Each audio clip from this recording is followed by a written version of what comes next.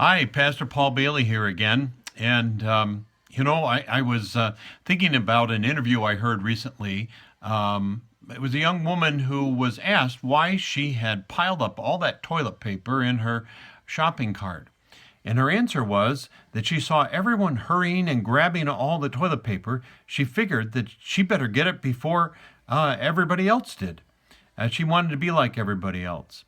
I do have good news. Later this spring, we've got the outhouse coming, and all the people who have all that extra toilet paper can fill up the outhouse for us when we get it back in the sanctuary and when we're meeting back in church. But it did make me think about that sense, these moments that you have where it's almost impulsive. It feels like you got to hurry. You hear some news, you hear what somebody else is doing, you hear something there, and you got to act fast. In fact, there's a lot of scams that are kind of built on that too. I understand FEMA is now publishing on their website some of the scams that they're learning about. If somebody calls you or writes you or tells you something you got to do really, really quick, chances are that's the sign that you really don't need to do that. I know people are eating and drinking some really strange things. People are behaving in some ways. When you look at the scriptures, it's pretty rare to find God in a hurry. God never seems to be working in a hurry.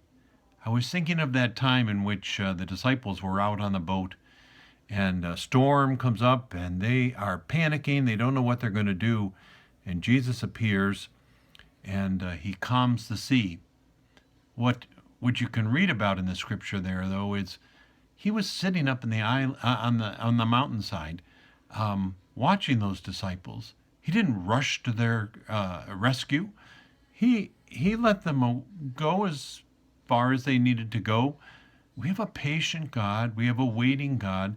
We have a God who is very active even in the waiting. Um, Even in your waiting today, know that God is at work. And don't hurry.